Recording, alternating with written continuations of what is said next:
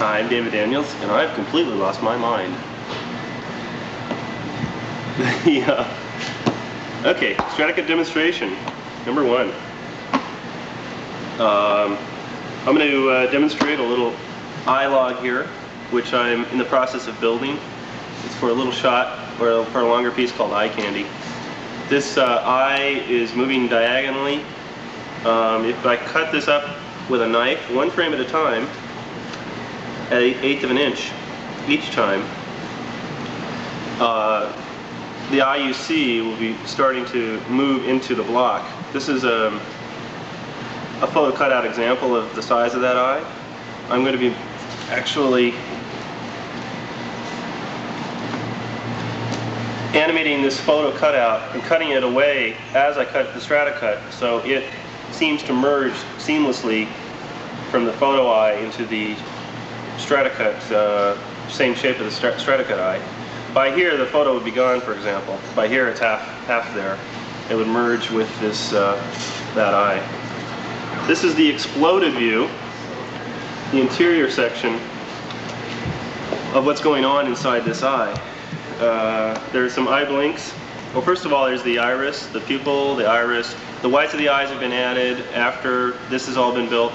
Then I've dug these little gouges, these little cavities or valleys, which are eye blinks. And they're about 1/4 of an inch, 1/3 of an inch at the top, and then they go down to nothing, like little wedges. Just cut them out, and then add eyeliner, which is this, or eyelashes I should say, which is striped material, striped clay, that's put through an extruder in order to get these thin, long lines. And sliced up and then laid over on that, like that, on a diagonal. And the reason for the diagonal is to get animation. Every time I cut this frame, these eyelashes are going to be moving across the frame, approximately, I don't know, 1/4 of an inch each frame, and they'll have this really fluid, continuous motion then. This is the, again, the eyeliner, and this is the eyelid filled in. This is the regular flesh around the eye, and I've gone ahead and cut open this to show you how it becomes an eye, or goes from an eye to being a blink, and how that blink starts to open a slice at a time.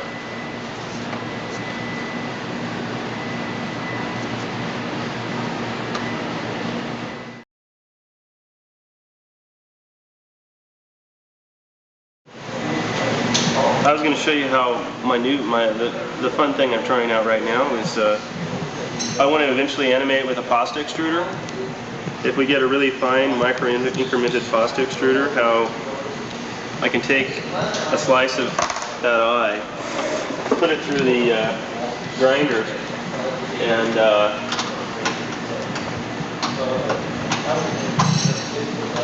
come up with a skinnier eye.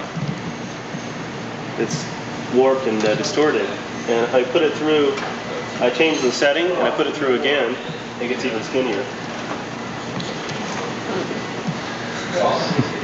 You cut it up, you change the setting and put it through again, and it gets even skinnier. And what I want to do eventually is take that principle and animate it much like a Xerox smear. So there'd be stretch and squash. Not only would you have every slice going frame at a time, you'd have replacement stretch and squash of the animation going on, so they'd be going upwards and sideways and every which way.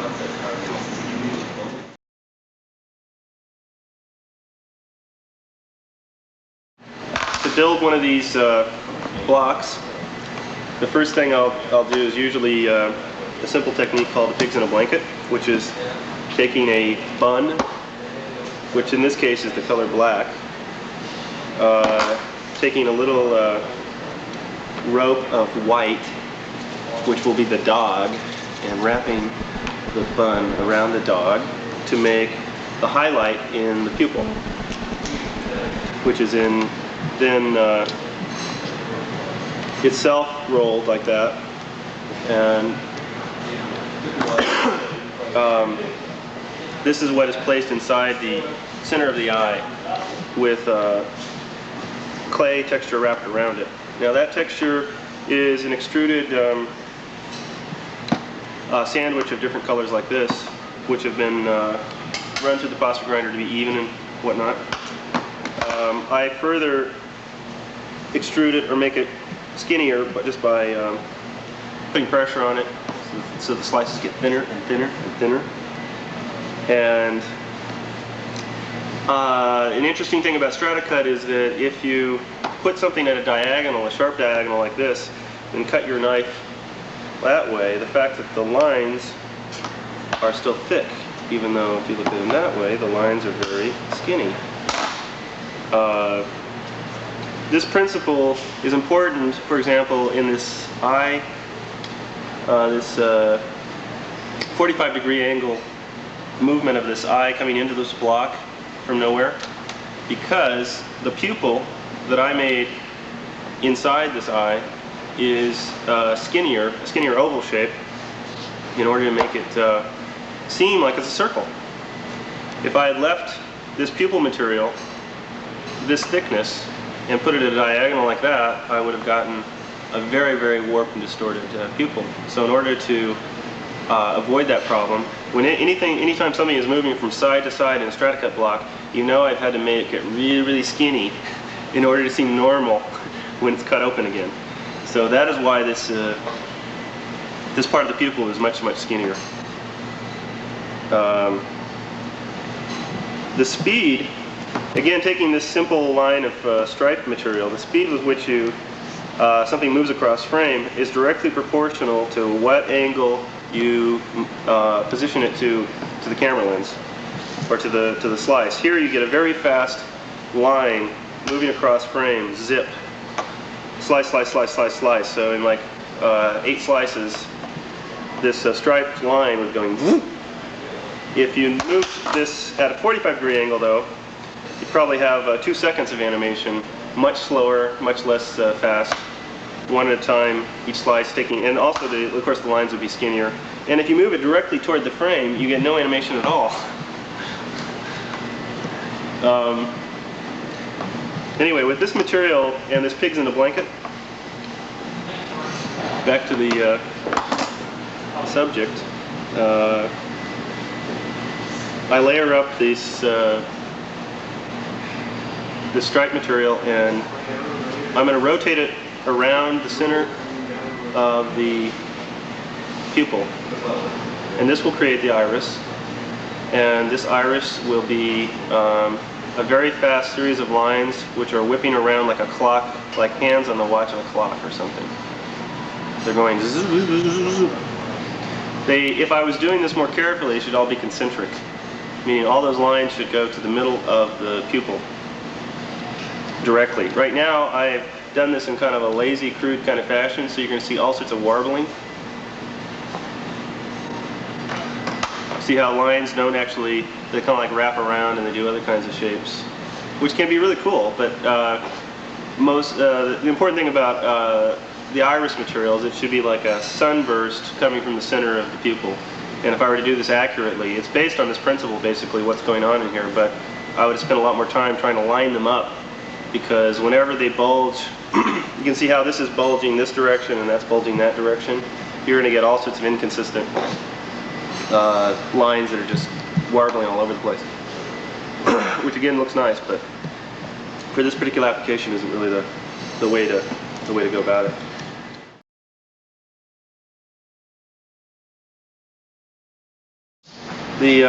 Another idea in Strata cut is rotating objects. This is a box rotating in space. This is the top of the lid of the box up here, and these are the 2 sides, the yellow side, the red side.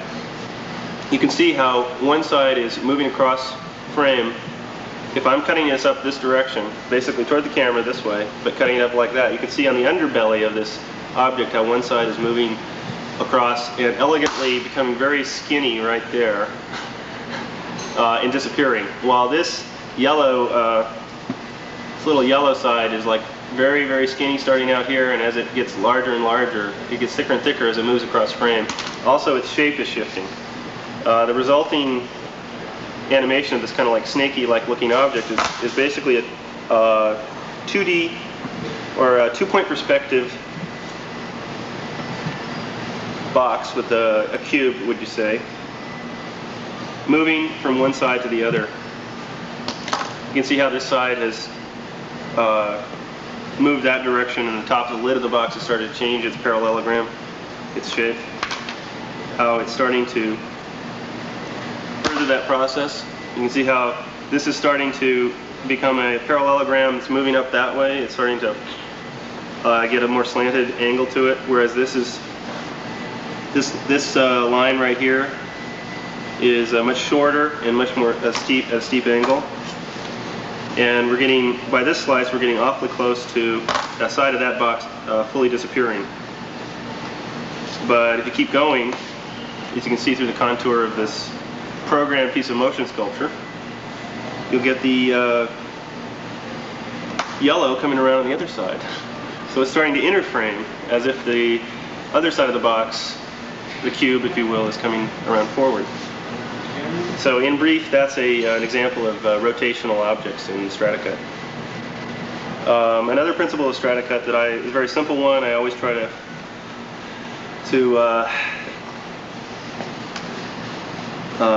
show it when I'm giving demonstrations is the idea of the fact that what I'm working with shape is shape distortion. Animation in clay is shape distortion. So a cone is a very simple shape, but when you cut it up from the front to the back, you're getting a dot, a very small dot that becomes larger and larger and animates to becoming a very large circle at the back side of it. That is the essence of shape distortion in StrataCut. So animation is built upon that principle. Anytime you shift the volume of a size of a shape, it's animating and doing some kind of shape change. If I were to move this thing from right off center to sideways, what you get is a big oval shape that's also increasing in size, and is moving across frame. It's actually changing from this position to way over here very quickly. So it's increasing in size. It's distorted, distended, and begins its animation movement and happens much quicker. Okay.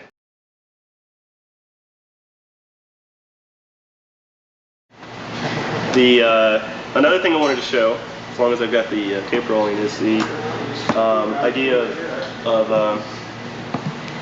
how you make a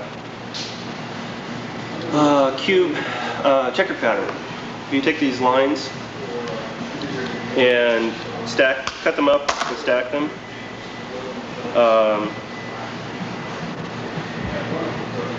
you can cut equidistant quarter-inch sections, and then I'm going to flip-flop them. Every other section is going to be flip-flopped and stacked back together. This is a way of getting a checkerboard pattern very quickly. So that's flipped.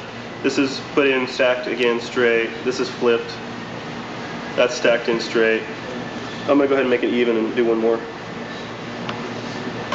And this will be flipped. It gives you not a complete checkerboard, but it gives you an idea of how you make pattern stuff in this material quickly. And if I were to animate this, what I would probably do is, let's say I want to animate little cube sections. I'm going to repeat the same process, only going perpendicular to the last sets of cuts. And I'm going to flip-flop every one of these as well. I'm going to flip one up and flip the other down.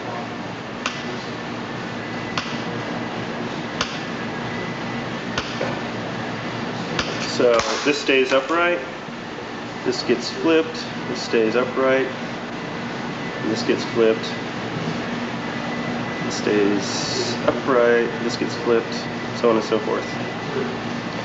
Now if I wanted to make animation out of this, my likeliest approach would be to put it on a diagonal like this and cut it up this way. Slice, slice, slice, slice, slice. Or even more interesting sometimes is to put it in a cube fashion like that. Basically put some supporting clay around it, but get it on a a real canted angle to the way a cubed prismatic or a diamond cut angle to the way the lens would be shooting the image and the way the knife would be cutting it. So in order to get this, sometimes you can do some really interesting things, like in order to get this ultimate result, I can make a cube out of this itself. Bear with me, this is going to be, it takes some thought, but it's worth watching. If I take that shape, you can see the interesting patterns that you'd get when you go on a diagonal like that.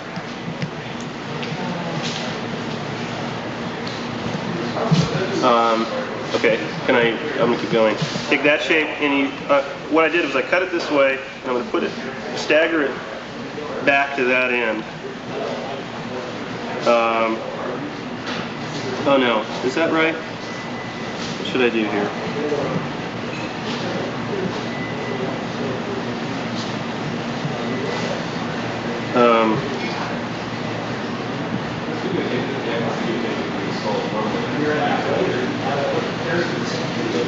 Let me think.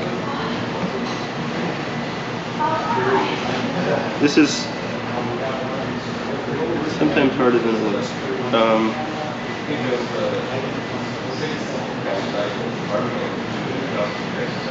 Let me rethink this. I'm going to cut it at a more 45-degree angle because it'll be simpler for me to do it. We do that. Make this like that. And you see how this shape that I just cut off from over here, if you put it on the other side there, it lines up perfectly. It becomes the continuating pattern on the other side.